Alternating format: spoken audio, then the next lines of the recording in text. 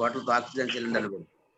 అవునన్నా, నేను అదే అనుకున్నా, చిరంజీవి గారికి ఇన్స్పిరేషన్ శ్రీనివాస్ గారు అయ్యారని.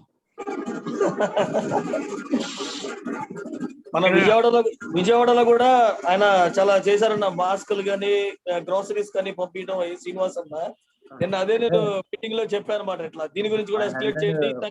ఫేస్ మాస్క్ కూడా గుంటూరు వచ్చినాయి, మొన్న ఒక 120 డిస్ట్రిబ్యూట్ చేసాం. రేపు మార్నింగ్ ఒక 350 డిస్ట్రిబ్యూట్ చేస్తున్నాం. సూపర్ అన్న.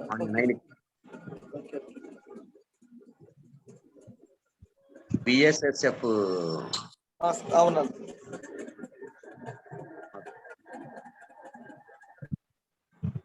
శ్రీనివాస్ అన్న, సతీష్ అన్న మంచి ఆర్గనైజేషన్ విజయవాడ నడుపుతున్నారు. బట్ ఇట్స్ క్యాష్ వైడ్ అనుకోండి, గ్రేట్ సర్వీస్ జరుగుతుంది దాని నుంచి కూడా.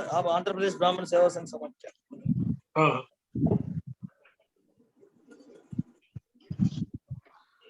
Sir, 5 PM అయింది. So I think we can get started. అదే సుధాకర్ శర్మ గారు, please start with the introduction sir.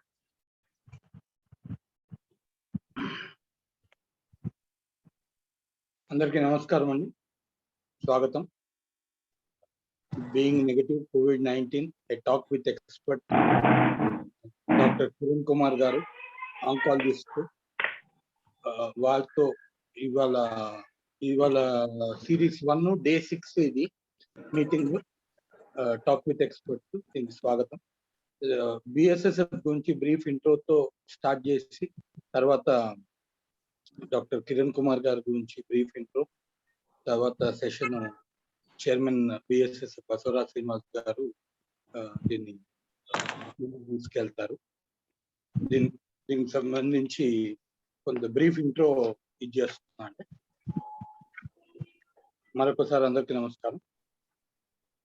Bharat సేవా Sahakar forum, formerly Basavaraj Srinivas service front, 2008 లో బసవరాజ్ శ్రీనివాస్ సర్వీస్ ఫ్రంట్ గా ఎన్నో సేవా కార్యక్రమాలు చేస్తూ వచ్చి 2021 ఫిబ్రవరి 14వ తారీఖు his excellency the governor of Himachal Pradesh Banda Dattatreya garu మరియు తెలంగాణ హోమ్ మినిస్టర్ మహమూద్ అలీ గారు, తెలంగాణ రాష్ట్ర ప్రత్యేక ప్రతినిధి ఢిల్లీలో డాక్టర్ సముద్రాల వేణుగోపాల్చారి గారు మరియు ఎమ్మెల్సీ రామచంద్రరావు గారు సమక్షంలో, మరియు ఇతర సన్నిహితులు, వాలంటీర్స్, మెంబర్స్ సమక్షంలో ఫిబ్రవరి 14వ తారీఖు భారత్ సేవా సహకార్ ఫోరం యొక్క మీరు చూస్తున్నటువంటి logo, label pin, website launch చేయడం జరిగింది.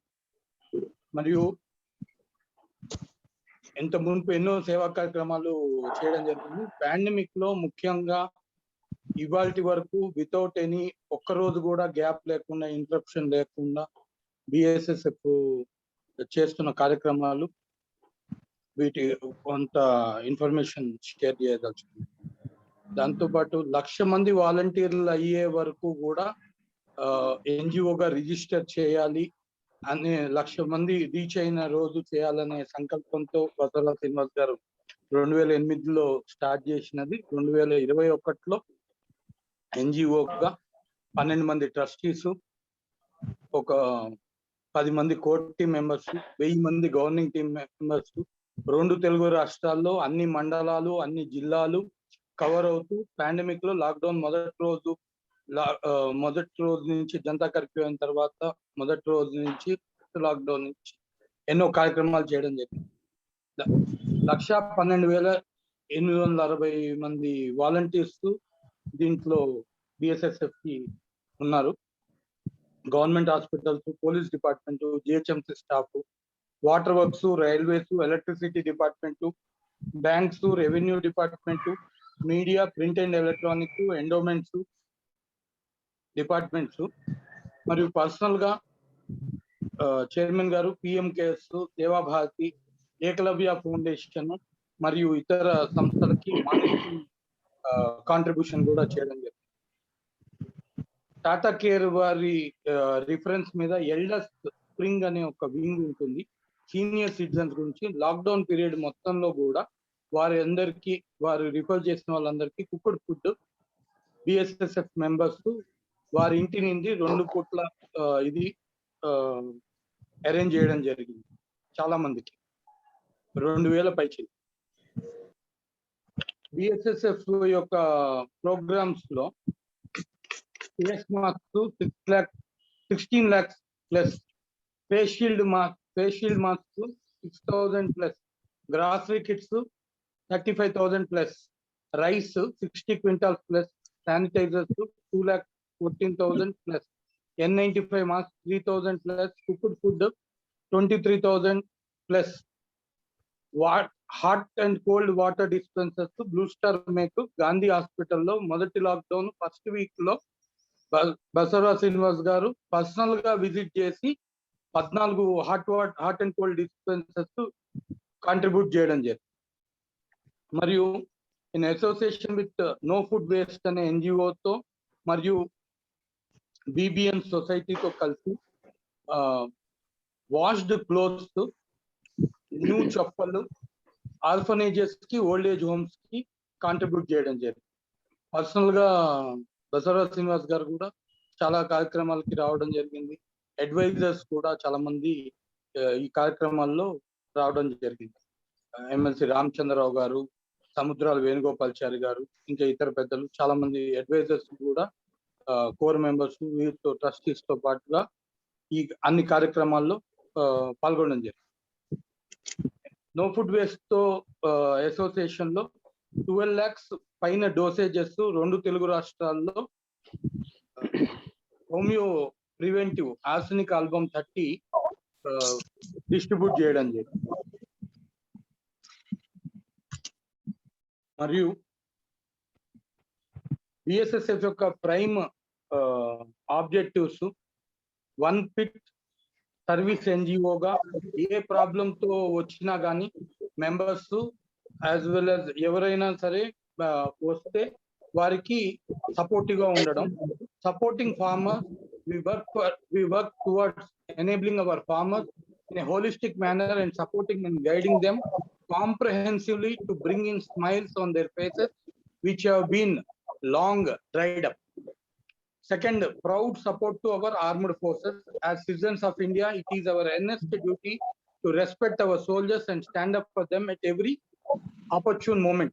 More so when our soldiers or their families look towards the society. A soldier deserves the best and it is our duty at BSSF to keep that up. Youth empowerment. At BSSF, it is our responsibility to ensure that the young population of our country gets the skills required to exceed in the career of their choice, apart from becoming strong leaders with a desire to build a strong and dominant India on the world map. BSSF యొక్క advisory list కూడా మీ అందరి ముందు ఇది చేస్తున్నాం. Shri SK Jayachandra garu, former DGP, Shri Sanjay Suri garu, major general retired, doctor SS Daska, major general retired, doctor Sriramulu garu, brigadier retired, Shri admiral Raman Puri garu, retired, as well as national advisory council member కూడా, security council member, professor GS Murthy garu, professor Harigopal గారు, doctor S Venugopalachari garu, MD DHMS, ex central minister, N Ramachandrarao garu, former MLC, former press council of India member, former bar council of India member, senior advocate, V Sudhakar Sharma, media convener, doctor Santosh Kumar garu, medical commission of India member, doctor RV Kumar garu, NIMS HOD cardiothoracic surgery, doctor Vijayasadi garu, NIMS HOD neuro surgery, doctor Padmavathi garu, renowned gynaecologist, Vikram పూల గారు, senior journalist, Goparaju గారు, senior journalist, Vishnu Kumar గారు, senior journalist, Basavaraj Rajasekhar గారు, మన కోసం foundation USA Washington DC founder, S Balasubrahmanyam గారు, retired IAS, T Satyanarayana Rao గారు, retired IAS, Mohan గారు, పొలిటికల్ అనలిస్టు, డాక్టర్ మోహన్ గారు, డాక్టర్ A కిరణ్ కుమార్ గారు, అన్నంరాజ్ కిరణ్ కుమార్ గారు, ఇవాళ గెస్ట్ కూడా ఆంకాలజిస్ట్, డాక్టర్ సుజాత విజయసాది గారు, రేడియాలజిస్టు, పురుషోత్తం గారు, అగ్రికల్చరిస్టు, డాక్టర్ ఉమామహేశ్వరరావు గారు, వారి ప్రెజెన్స్ ని అక్నాలెడ్జ్ చేస్తున్నాము. Welcome sir. డాక్టర్ ఉమామహేశ్వరరావు గారు, ఐఏఎస్ రిటైర్డ్. డాక్టర్ నాగనాథ్ గారు, కొండా వెంకటేశ్వర్లు గారు, ప్రొఫెసర్ అనంతలక్ష్మి గారు, లక్కరాజ్ కాశీనాథ్ గారు, సివిఎల్ నరసింహారావు గారు, డిఎస్ఎన్ మూర్తి గారు, chairman and managing director Dhanush Infotech, Janga Gautam గారు, డాక్టర్ విజయ రామారావు గారు, ఎక్స్ ఎంపీ, మినిస్టరు, ఎంబీబీఎస్ ఎండి.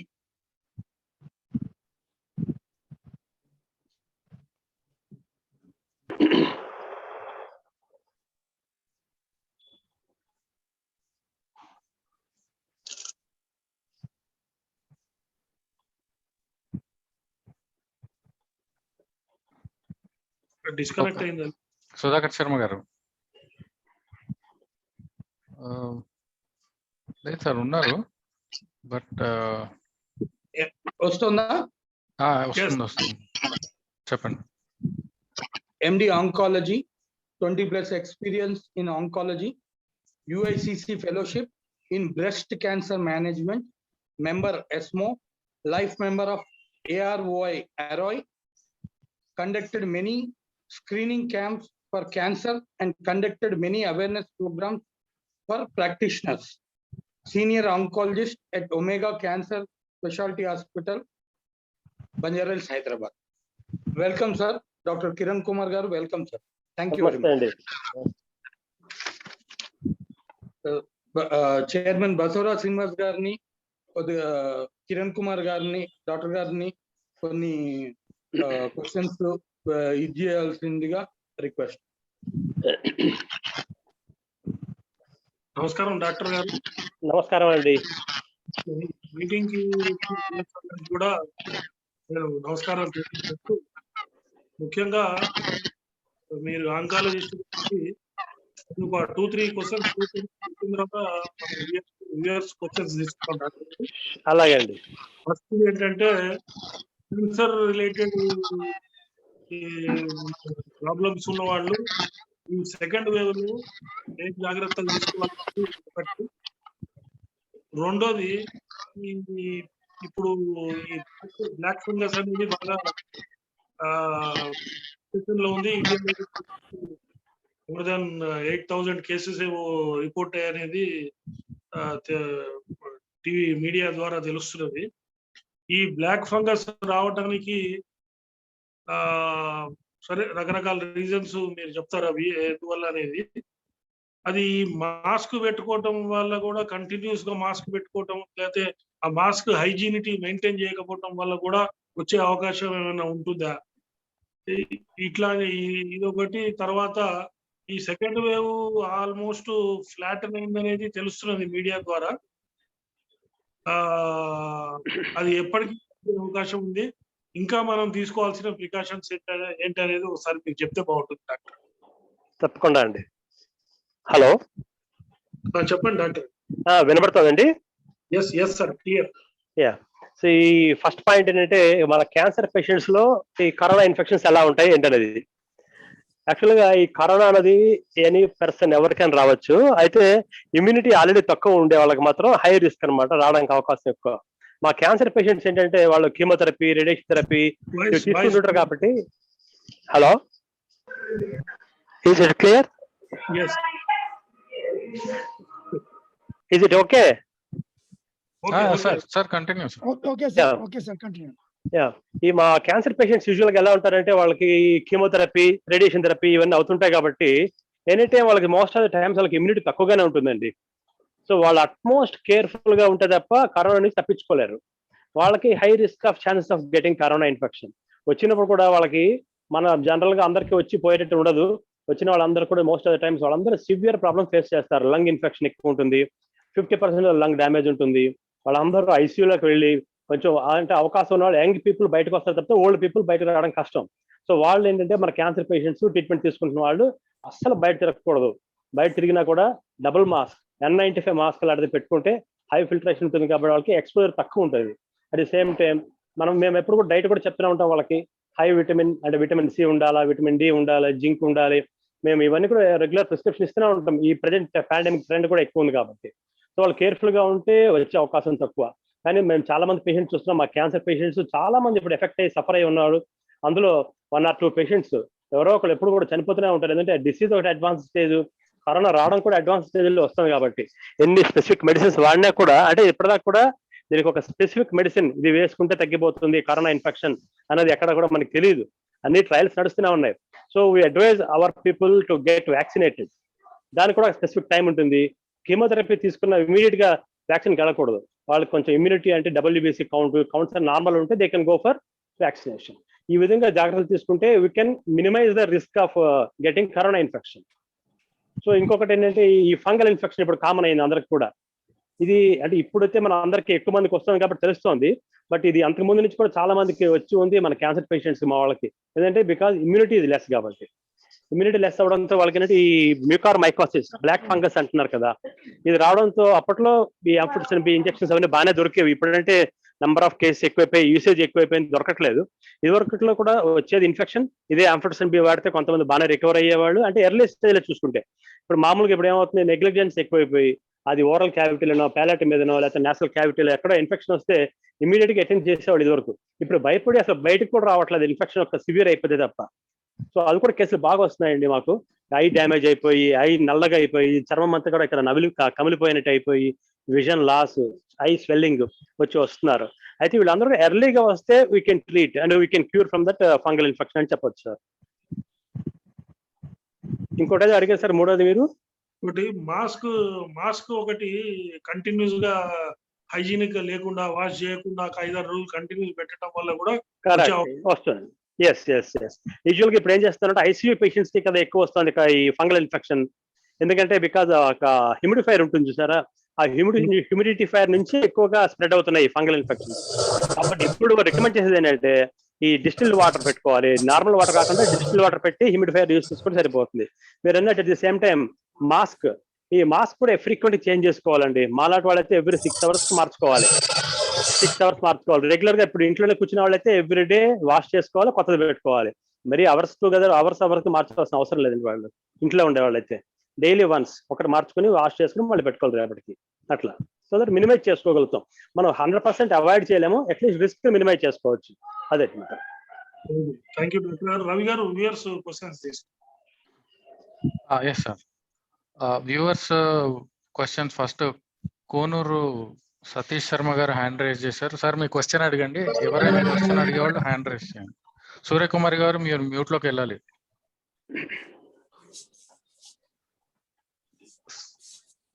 కోనూరు సతీష్ శర్మ గారు మీరు మ్యూట్ లో ఉన్నారు, మ్యూట్ తీసి మీ క్వశ్చన్ అడగండి. డాక్టర్ గారు నమస్కారం. నమస్కారం అండి సతీష్ గారు. డాక్టర్ గారు ఏం లేదు డాక్టర్ గారు, డబుల్ మాస్క్ పెట్టుకోమని అందరూ సజెషన్ చేస్తున్నారు. అవును.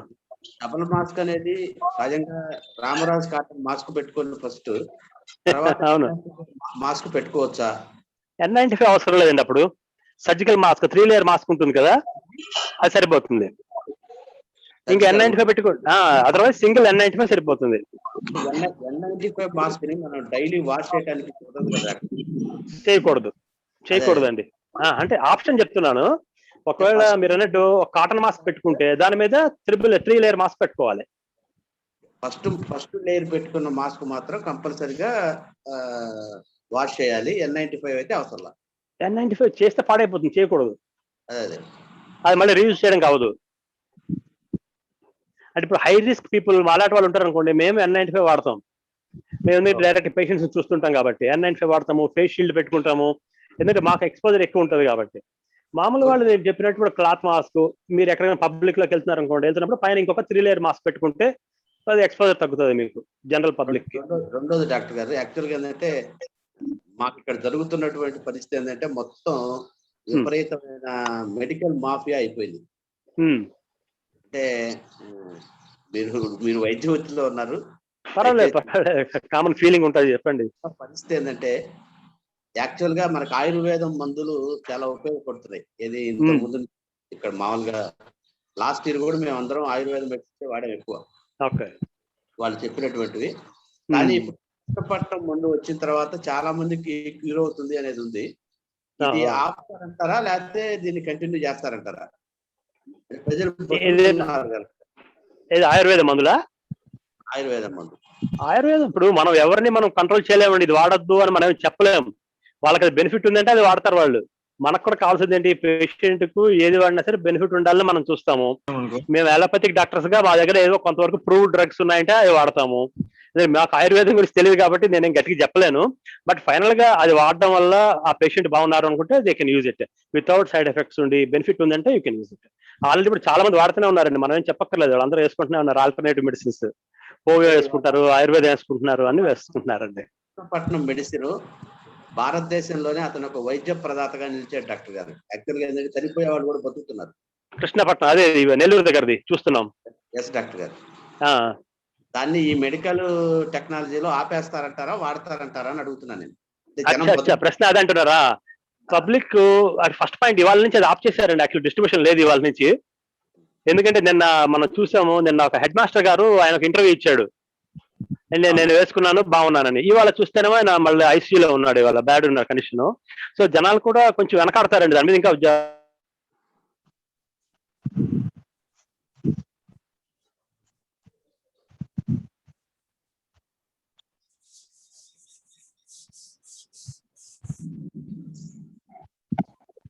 డాక్టర్ గారు వాయిస్ డాక్టర్ గారు. Hello, thank you doctor. Thank you. Mafia అనేది మనం ఏం చెప్పలేమండి. ఇప్పుడు చూస్తున్నాం రెమ్డెసివిర్ దొరకట్లేదు, యాంపర్సన్ మీద దొరకట్లేదు. రేపు మీరు చెప్పిన కృష్ణపట్నం మందులు కూడా ఇప్పుడు బ్లాక్ లో అమ్ముతున్నారట, మళ్ళీ అది 10,000 5,000 కింద. అదే డాక్టర్ గారు, బ్లాక్ ఫంగస్ దానికి కూడా ఏదో ఒక్కొక్క మనిషికి 60 ఇంజక్షన్ చేయాలి, ఆ ఇంజక్షన్ కాస్ట్ చాలా బ్లాక్ లో ఉంది. అదే అంటున్నా, యాంఫెటసిన్ బి. దానికి అన్నిటి కూడా మనం ప్రిపేర్ అయ్యి, అది రెగ్యులర్ గా యూజ్ చేసే మెడిసిన్ కాదు. సో మనం ప్రిపేర్ అయిపోయి మ్యానుఫ్యాక్చర్ అయ్యి స్టాక్ అంతా పెట్టుకునే పరిస్థితిలో లేము ఇప్పుడు దాకా. ఇప్పుడు ఇంకా మ్యానుఫ్యాక్చర్ ఇంక్రీజ్ చేస్తారు, ఈ లోపల ఫంగల్ ఇన్ఫెక్షన్స్ అన్ని తగ్గుతాయి మళ్ళీ. అంటే చనిపోయే వాళ్ళు చనిపోతారు, దొరకడం కష్టం అయిపోతుంది medicine. That is the problem ఇప్పుడు అట్ ప్రెసెంట్. యాక్చువల్ గా మన పుత్తూరు నుంచి ఒక పేషెంట్ హైదరాబాద్ చేరారు, సన్షైన్ హాస్పిటల్ ఉన్నారు. యాక్చువల్ గా నాకు ఫోన్ చేస్తే నేను బసవరాజ్ శ్రీనివాస్ గారికి ఫోన్ చేసి చెప్తా ఉంటున్నాను, అక్కడ దొరుకుతాయన్నా ఇప్పించని. అది ఇప్పుడు ఏంటంటే గవర్నమెంట్ కి మనం ఇస్తే నోటిఫైబుల్ డిసీజ్ అండి. ఇప్పుడు మన స్టేట్ గవర్నమెంట్ చెప్పింది కదా, ఎక్కడ ఈ మ్యూకార్మైకోసిస్ ఫంగల్ ఇన్ఫెక్షన్ ఉంటే కూడా వెంటనే గవర్నమెంట్ కి నోటిఫై చేయమని చెప్తున్నారు. ఎన్ని హాస్పిటల్స్ కూడా కాల్స్ వచ్చినాయి, ఏదైనా ఇన్ఫెక్షన్ ఉంటే కేసు ఉంటే మీకు ఇన్ఫార్మ్ చేయండి. ఏంటంటే వాళ్ళే సప్లై చేస్తున్నారు ఇప్పుడు, సెంట్రల్ గవర్నమెంట్ నుంచి వస్తున్నాయి డ్రగ్స్. అంటే మరి ఎక్కడ స్టోర్ చేసి బ్లాక్ చేయకుండా ఉండడం కోసం. ఓకే డాక్టర్, అంటే హాస్పిటల్ సప్లై చేయాలి అది. ఓకే, థ్యాంక్ యూ అండి. Sir next question Sushil Basavaraj garu, మీ క్వశ్చన్ అడగండి సార్. గుడ్ ఈవినింగ్ అండి, నేను Sushil Kumar, director Telangana state. Good evening. Basavaraj Srinivas garu, I know him long back, is good friend of mine. So దీంట్లో మంచి topic that has been being debated today. ఒక basic question only on one example I'll put the question. Afterwards such things are happening with other medicines also. So suppose if you take remdesivir, I think last year September lo November lo it was banned by WHO. Correct. Not to be actually not useful ani used, it is not for this purpose and it should be banned ani ichcharu clear ga. Mali that has become the most one of the alternative medicines to give some sort of relief, because actually దీనికి ఏంటి అనేది లేదు. Like అంటే ఇప్పుడు ఇందాక అన్నట్టు doctors profession మనం we should not take an example or on a negative side at this juncture. It's totally completely new virus that has come into the play and we don't know what has to be done. Only thing is to improve the immunity power only. We can go with different alternatives. Yes. Remdesivir ankondi, inkondi ankondi, a lot of things have come. Tocilizumab adokati ochindi. So like that, I think there are some platelets kuda pettalantaru okosari some patients to increase the thing. Yeah, plasma. Sorry. Plasma. So all these things, these are being experimented because we don't know the nature of the disease or viral. So now ban chesina malli revive cheyadanlo, because some people say even remdesivir is also not a medicine, but included in the shortage because the number of patients who are increasing, the medicines also getting, lack of production వల్ల అనుకోండి, increase of patients అనుకోండి, proportionately requirement కుదరట్లేదు, because what we see is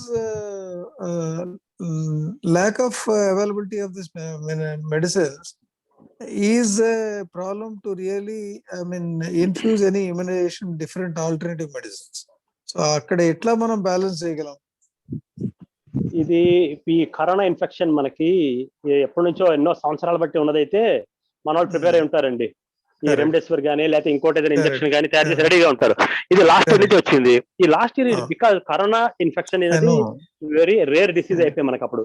Correct. ఇంతకు ముందు ఉన్నా కూడా very book లో mention చేసినా కూడా అప్పట్లో ఎక్కడ ఎవరికి పెద్ద రిపోర్ట్ చేయలేదు మనకి ఇండియాలో కానీ ఎక్కడ కూడా. ఆ తర్వాత లాస్ట్ ఇయర్ నుంచి మనం ఐడెంటిఫై చేసినప్పటి నుంచి ఎంతో స్ట్రగుల్ చేసి రీసెర్చ్ చేసి ఓకే దీనికి అంతకు ముందు హైడ్రాక్సీ క్లోరోక్విన్ అన్నారు ఫస్ట్ లో. ఇక్కడ నుంచి మనం మోడీ గారు అమెరికా కూడా మనం పంపించాం. Correct. ఆ తర్వాత హైడ్రాక్సీ క్లోరోక్విన్ వేస్ట్ అని తీసేసాం. ఆ తర్వాత వాళ్ళు కూడా Correct. వాడట్లేదులేండి. ఆ తర్వాత ఈ కొత్త టైంలో టాబ్లెట్స్ వచ్చాయి, ఫెబిఫిరైవిర్ అని అవన్నీ వచ్చాయి కదా, ఫ్యాబిఫ్లూ అని వచ్చాయి. ఈ లోపల రెమ్డెసివిర్ వచ్చింది. అంటే ఇప్పటిదాకా దానికి మందు ఇది ఒక ఇంజెక్షన్ ఇస్తే బెటర్ అన్నది ఎక్కడ ఆల్టర్నేటివ్ లేదు. లేకపోయేసరికి ఉన్న దాంట్లో ఏదైతే అదే వాడుతున్నాం.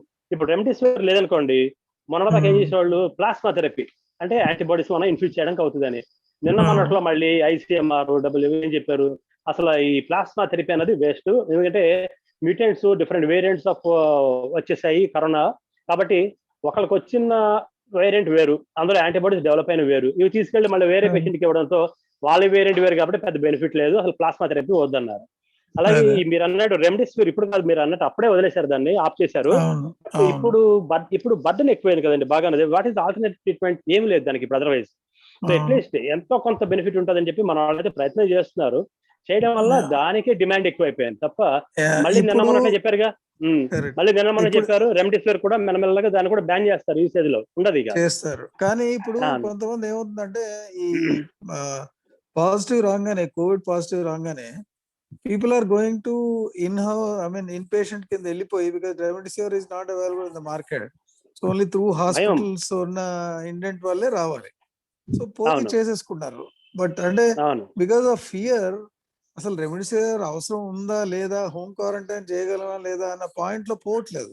పీపుల్ ఆర్ ముఖ్యంగా సెకండ్ వేవ్ లోనే. ఫస్ట్ వేవ్ లో ఏంటంటే there was lot of fear, but this death toll was not much.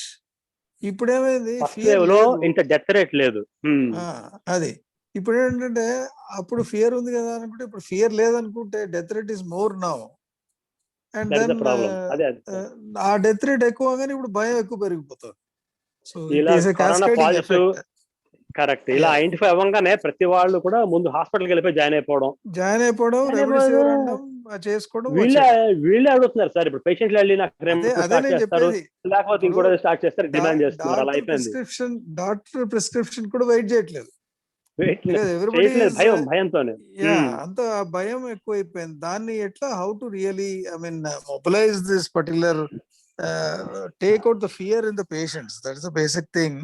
Second thing is ఇప్పుడు ఈ ఒక థర్డ్ థింగ్ కాదు, ఈ టైం లైన్ ఏదైతే ఉందో కోవిడ్, అదే కోవాక్సిన్ కానీ whatever the vaccination is there, first కి సెకండ్ కి గ్యాప్ పెంచుకుంటూ పోతున్నారు. Is it because of production levels down, or is it because of only the real time is required అనేది? బికాస్ ఫస్ట్ వ్యాక్సిన్ వేసుకున్న తర్వాత there could be some period where your antibodies would develop to certain extent, and what I heard is around 60% దాకా వస్తుందనో ఏదో చెప్పారు. తర్వాత it goes up to 90% 95% వెళ్తుంది second vaccine వేసుకుంటే అనేది, సెకండ్ డోస్ వేసుకుంటే. But what is the actual ideal period? Because ఇప్పుడు government of India ICMR తో డిస్కస్ చేసి ఇచ్చాము అన్ని చెప్తారు, బాగానే ఉంది. But as the vaccines are not available, they are increasing the time.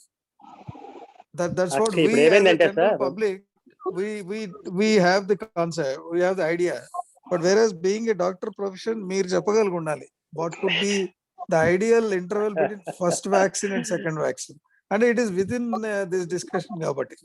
Correct. To know, to only gain the general knowledge, nothing else. We can't go and tell the public or government of India itla undali cheppalem kada. మనకి vaccination process start అయింది జనవరిలో start అయింది కదండి. Correct. అప్పుడు initial గా within 4 weeks or immediately after 4 weeks second dose తీసుకోవాలన్నారు. చాలా Correct. మంది తీసుకున్నారు. ఆ తర్వాత కొన్నాళ్ళకి ఏం చేశారు, అది 12 weeks లేకపోతే 6 to 8 weeks అన్నారు. 6 to 8 weeks. అవును. ఆ అదే తర్వాత వచ్చి మళ్ళీ కోవాక్సిన్ 12 to 6 పీరియడ్ weeks పెట్టారు, అన్నారు. కోవిషీల్డ్ పీరియడ్ పెట్టారు. సో ఇవాళ నేను ఒక న్యూస్ చూశాను, మెసేజ్ చూశాను. ఏంటంటే మనకి ఫర్ ఎగ్జాంపుల్ ఈ ఆస్ట్రాజెనికా యూకేలో రెడీ చేస్తే వాళ్ళు 100 days తర్వాత నంబర్ ఆఫ్ యాంటీబాడీస్ పర్సెంటేజ్ ఎక్కువ ఉంది. సో నేను కూడా ఏమనుకున్నానంటే first dose to second dose. Correct. ఆ గ్యాప్ తీసుకున్న వాళ్ళలో number of percentage of antibodies ఎక్కువ ఉంది. Correct. So maybe that will be correct అని అనిపించింది నాకు. మనకేంటంటే మనకి ప్రాబ్లం ఇప్పుడు అవైలబిలిటీ ఆఫ్ వ్యాక్సిన్ లేదు. లేకపోయేసరికి మనం ఏమనుకుంటున్నాం, ఓకే కావాలని వీళ్ళు టైం పీరియడ్ ఎక్స్టెండ్ చేస్తున్నారు అనుకుంటున్నాం మనం. బట్ సైంటిఫిక్లీ కూడా better long time gap. But who has to give the thing? WHO has to give this particular things statutorily ఇట్లా ఉండాలి అని ఇస్తే world over can do that. మనకేమవుతుంది, మన గవర్నమెంట్ ఇస్తుంది మనకి అడ్వైజ్ అంతా కూడా. బట్ మీరు అన్నట్టు ICMR అదర్వైజ్ WHO సజెషన్ ఇస్తుంది. So okay this is true అని చెప్పి ఫాలో అవుతారు. మనకేమో గవర్నమెంట్ సజెషన్ ఇస్తుంది, మనం ఏమనుకుంటాం, సో వ్యాక్సిన్ అవైలబిలిటీ లేదు కాబట్టి గ్యాప్ పెంచుతున్నారు వీళ్ళు, సెకండ్ డోస్ గ్యాప్ ఎక్కువ ఇస్తున్నారు అనుకుంటాం మనం. అందుకని మీలాంటి professionals, because you also have association కాబట్టి like bar association, you should also project after having the feedback from international level, this could be the thing అనే, so that government also can be apprised of. ఇక్కడ ఎవరు చెప్పినా ఇప్పుడు ఏదో నడిచేయట్లేదు sir. జనాలు ఎలా ఉన్నారంటే అర్జెంట్ గా వ్యాక్సిన్ అయిపోవాలి లేకపోతే ఏదో అయిపోవాలని చెప్తున్నారు, కానీ దాని తర్వాత ఇన్ఫెక్షన్ ఏం చేయాలి అన్నట్టు ఉన్నారు. Fourth one is because I am asking continuously because I am getting lot of ఇది పేషెంట్స్ నుంచి ఇన్ఫ్లుయెన్స్ చేయండి, వాళ్ళకి ఇన్ఫ్లుయెన్స్ చేయండి, వీళ్ళకి ఇన్ఫ్లుయెన్స్ చేయండి అంటూ వస్తుంటారు అనమాట. బేసింగ్ ఆన్ మై పొజిషన్ అనుకోండి, what ever contacts I have. So ఇప్పుడు మనకి 2 వ్యాక్సిన్లు వేసినా కూడా దేర్ ఇస్ ఎ పాసిబిలిటీ అంటున్నారు. యాంటీబాడీస్ ఇంక్రీజ్ అయినప్పుడు to the level of 90-95%, why it is again being diagnosed or attacked by the COVID-19? Correct. What is the reason? ఇప్పుడు ఈ virulence, corona virus virulence ఎక్కువ ఉంది అనుకోండి, ఈ బాడీలో ఇమ్యూనిటీ తక్కువ ఉంటాయి. అందరికి కూడా 200 యాంటీబాడీస్ ఉండవు, అందరికి 250 యాంటీబాడీస్ ఉండవు, కొంతమంది 50 ఉంటాయి, కొంతమంది ఎందుకు చాలా మంది కూడా రైజ్ అవ్వలేదండి. కోవిషీల్డ్ తీసుకున్న వాళ్ళందరూ కూడా చాలా మందికి 50-60 వచ్చి అయిపోయింది, అదేమి 250కి వెళ్ళలేదు. సో వాళ్ళ విరులెన్స్ యాక్టివిటీ, డిసీజ్ యాక్టివిటీ ఎక్కువ ఉంది అనుకోండి, వైరస్ చాలా పవర్ఫుల్ గా ఉందంటే మాత్రం తప్పకుండా ఇన్ఫెక్షన్ వస్తుంది. అయితే దానివల్ల మనము వ్యాక్సిన్ తీసుకోవడం అడ్వాంటేజ్ ఏంటంటే, ఈ చాలా మంది వ్యాక్సినేటెడ్ పేషెంట్స్ పీపుల్ ఎప్పుడు కూడా ఐసీయూకి వెళ్ళి బ్యాడ్ స్టేజ్ లోకి వెళ్ళిపోయే పరిస్థితి లేదు, వాళ్ళందరూ బయటపడుతున్నారండి. ఇప్పుడు చూడండి, యంగ్స్టర్స్ ఎక్కువ మంది సఫర్ అవుతున్నారని మనం ఎక్కువ చూస్తున్నాం అనుకోండి. ఫర్ ఎగ్జాంపుల్ అంటే వాళ్ళెవరు కూడా వ్యాక్సినేట్ అవ్వలేదు, అలాగే కొంతమంది సీనియర్ పీపుల్ వాళ్ళ భయంతో తీసుకోకుండా స్కోప్ లేదు కదా ఇప్పుడు తీసుకోవడానికి. 45+ కే ఇంకా కంప్లీట్ కాలేదు. అది వేరే ప్రాబ్లం. సో సఫర్ అవుతున్న వాళ్ళు వీళ్ళు అనమాట, అన్వాక్సినేటెడ్ పీపుల్ సఫర్ అవుతున్నారు. అండ్ పెద్దవాళ్ళు భయపడి తీసుకోలేదు.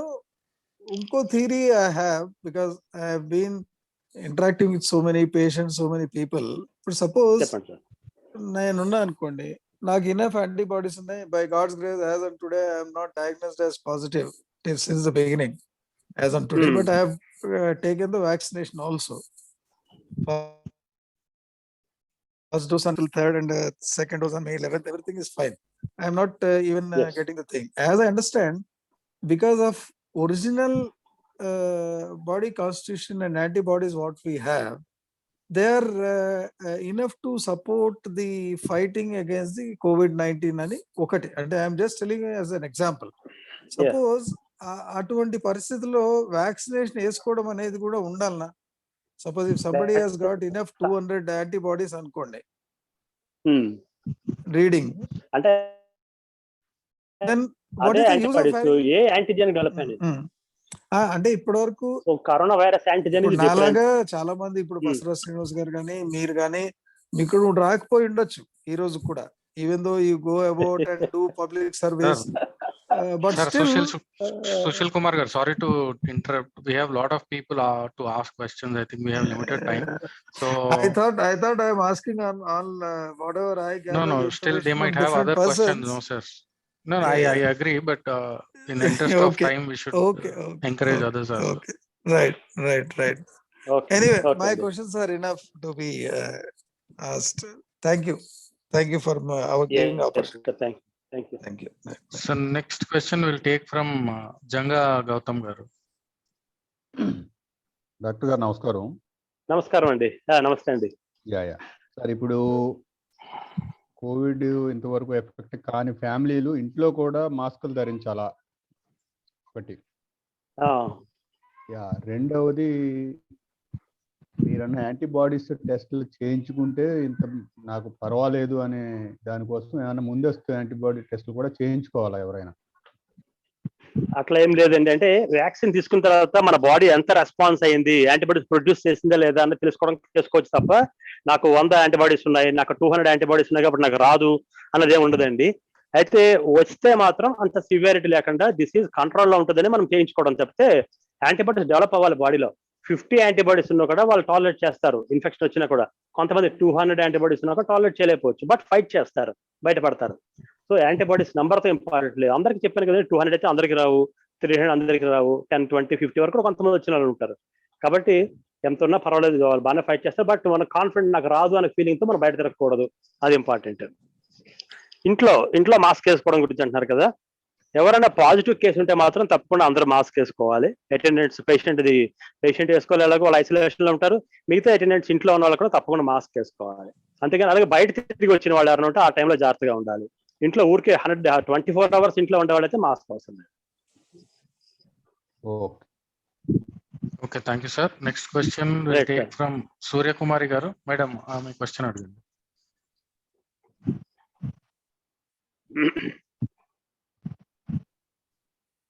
మేడం, మీరు మ్యూట్ లో ఉన్నారు. సూర్యకుమారి గారు మ్యూట్ తీసి మాట్లాడండి. రవి అన్న, చరణ్, ఉమామహేశ్వర సార్ అడుగుతారంట question. Sure, next Umamaheswara sir అడుగుదాము. సూర్యకుమారి గారితో అయిపోయినవాడు are she not responding. Sir Uma Malleswararao garu, sorry. Hello madam, okay. నమస్తే అండి. అడగండి క్వశ్చన్. అదే నేను last month 24th first dose వేసుకున్నాను Covishield. Next June first week లో వేసుకోవాలా లేదంటే కొంచెం లేట్ అయినా పర్వాలేదు? April 24th తీసుకున్నారు. కొంచెం గ్యాప్ తీసుకోవడం మంచిదండి. మార్చ్ లో బ్రెయిన్ లో కొంచెం 2-3 క్లాట్స్ వచ్చాయి నర్వస్ లో, మెడిసిన్స్ వాడుతున్నాను. అందుకోసమని లాస్ట్ మంత్ తీసుకున్నాను, పర్వాలేదు అన్నారని 24th తీసుకున్నాను. ఇప్పుడు యాక్చువల్ గా నెక్స్ట్ జూన్ ఫస్ట్ వీక్ లో తీసుకోవాలి కదా, 40-45 days అంటే. బట్ చూడండి, ఇప్పుడు టైం పీరియడ్ పెంచారు కాబట్టి మీకు ఇవ్వకపోవచ్చు. మీరు ఫస్ట్ డోస్ ఇవ్వకపోవచ్చు. మీరు ఆన్లైన్ బుక్, మన స్లాట్ బుక్ చేసుకోవాలి కదా, చేసుకున్నప్పుడే మీకు నంబర్ ఫస్ట్ డోస్ ఎప్పుడైనా చూసి అక్కడ నుంచి డేస్ చూసుకుని వాళ్ళే ఇస్తారు. నేను ముందు వెళ్తా అన్నా కూడా మీకు ఎవరు అట్లా టైం అనేది పర్వాలేదు, ఏం పర్వాలేదు.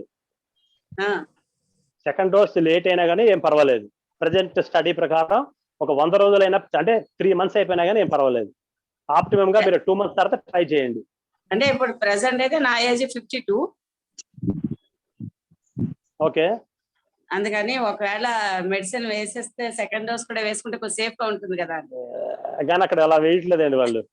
మీరు స్లాట్ బుక్ చేసుకుందాం అన్నా కూడా మీకు స్లాట్ దొరకదు. ఎవరు? దొరకదు. మా బాబు ట్రై చేస్తున్నాడు, అమ్మ దొరకట్లేదమ్మా అంటున్నాడు. వాడు కూడా దొరకదండి మీకు, మామూలు వాళ్ళకి కూడా దొరకట్లేదు. అటు సెకండ్ డోస్ మీరు with in time before time వెళ్తే అసలు ఎవరు దాని టైం స్లాట్ దానికి తీసుకోవాల్సిందే. Okay, thank you madam.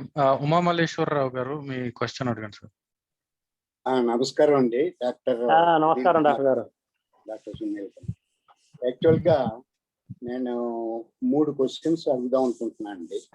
First one is related to you only. That is, మీకు అందరికీ ఇప్పుడు ఈ రోజు 2G గురించి అందరూ everybody talking a lot about.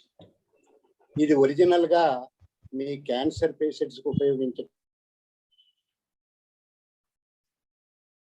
చేసి దాని మీద ఫర్దర్ డెవలప్మెంట్ గా DRDO చేసి దెన్ రెడ్డి ల్యాబ్స్ ద్వారా ఇది రిలీజ్ అవుతుంది. Already now it is established that it is doing well అని జరుగుతున్నటువంటి ట్రయల్స్ లో తెలిసింది. ఇది ప్రొడక్షన్కి వచ్చేటప్పటికి it may be June or July.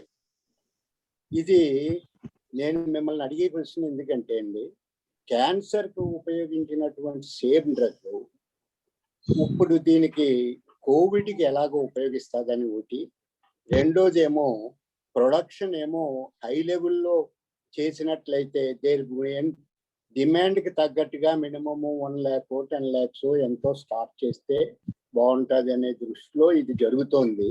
అదండి. Second question is related to ayurvedic question, but it is also known to you. మీరు allopathic doctor అయినప్పటికీ కూడా ఆయుష్ వాళ్ళు రిలీజ్ చేసి అప్రూవ్ చేసినటువంటి కపాసుర కుదినీర్ అనేటటువంటి డ్రగ్ ఆల్రెడీ ఇది కూడా 1969లో మలేరియా గురించి రిలీజ్ చేసింది. దాన్ని మాడిఫై చేసి ఇప్పుడు ఉపయోగిస్తున్నారు. ఈ కోవిడ్-19 ఉపయోగిస్తున్నటువంటి ఈ డ్రగ్ ఇప్పుడు ది సేమ్ ఆల్మోస్ట్ దీంట్లో ఉపయోగించినటువంటి మెడిసిన్సే, ఆయుర్వేదిక్ మెడిసిన్సే, ఈ ఆనందయ్య అనే ఆయన ఇస్తున్నటువంటి మెడిసిన్స్ సేమ్ అన్నట్టుగా తెలుస్తుంది. అందువల్ల ఈ ఆనందయ్య పాపులారిటీ అవటానికి కూడా కారణం ఈ కపాసుర కుదినీరులో ఉన్నటువంటి మెడిసిన్స్ అన్నట్టుగా తెలుస్తుంది. అది ఎంతవరకు ఉపయోగంగా ఉంటుంది? Ayush already approved, they have already intimated about that approval. ఇది సెకండ్ వన్ అండి. థర్డ్ వన్, బ్లాక్ ఫంగస్ గురించి మీరు ఆల్రెడీ బసవరాజ్ శ్రీనివాస్ గారు అడిగిన దానికి సమాధానంగా చెప్పారు.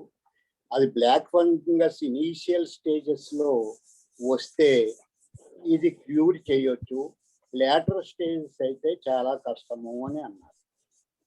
కానీ ఇనీషియల్ స్టేజెస్ కంటే లేటర్ స్టేజెస్ లోనే మనకు బయట ఎక్కువ కనపడుతుంది. ఏంటంటే సర్టన్ థింగ్స్ లైక్ ముక్కులోంచి బ్లాక్ గా మెటీరియల్ రావటము, తర్వాత ఏమో that goes to the eye infection అవ్వటం, తర్వాత it goes to the brain. ఇవన్నీ లేటర్ స్టేజెస్ కాబట్టి మినిమం మామూలు అన్నిటికంటే ముఖ్యమైనటువంటి ఇనీషియల్ స్టేజెస్ ఏంటో చెప్తే మా అందరికి కూడా కన్వీనియంట్ గా ఉంటుందని ఈ మూడింటికి నేను అడుగుతున్నానండి. Thank you doctor. ఓకే, మీరు ఇప్పుడు అడిగారు కదండి. ఫస్ట్ ఏంటంటే వెనక నుంచి కింద నుంచి చూద్దాం. సో బ్లాక్ ఫంగస్ చెప్పారు మీరు, అలాగే సింటమ్స్ కూడా మీరు ముక్కులోంచి బ్లాక్ గా చీమలా కారడము, రక్తం కారడం, కళ్ళు కూడా ఎర్రబడడం, లేకుంటే ఇక్కడ ఈ చీక్ పార్ట్ ఇది కూడా నల్లగా అవడము, డార్క్ బ్లూ అవడము, స్కిన్ కమిలిపోయినట్టు అవ్వడము, ఇవైతే మాత్రం వెంటనే అలర్ట్ అవ్వాలండి. సో ఇది స్కిన్ నార్మల్ గానే ఉంది కదా, స్కిన్ ఒకటి నల్లగా పడింది కదా అని డిలే చేస్తేనే ప్రాబ్లం. ఎందుకంటే ఇది ఇక్కడి నుంచి బ్రెయిన్ కి స్ప్రెడ్ అయ్యే అవకాశం, ఐకి వెళ్ళి ఐ నుంచి బ్రెయిన్ కూడా స్ప్రెడ్ అయ్యే అవకాశం ఉంటుంది. సో ఈ initial symptoms like nasal block అయినట్టు, ముక్కులోంచి నల్లగా కారడం, రక్తం కారడం, కళ్ళు ఎర్రబడడం, కళ్ళలోంచి నీరు కారడం ఎక్కువగా బ్లాక్ అయిపోయి, అలాగే స్కిన్ రంగు మారడం, ఇవన్నీ కామన్ కంప్లైంట్స్ ఉంటాయి. ఇలా ఉన్న వాళ్ళు మాత్రం దట్టు ఈ కరోనా ఇన్ఫెక్షన్ కూడా యాడ్ అయ్యి ఉండుంటే అంతకు ముందు నుంచి మాత్రం ఇమీడియట్ గా అలర్ట్ అవ్వాలి వాళ్ళు. అంటే ప్రాపర్ ట్రీట్మెంట్ తీసుకోవాలి. తీసుకుంటే 70 to 80% బాగానే ఉంటారండి. అంటే మీరు చెప్పినవన్నీ ఎన్ని ఇనిషియల్ అండి?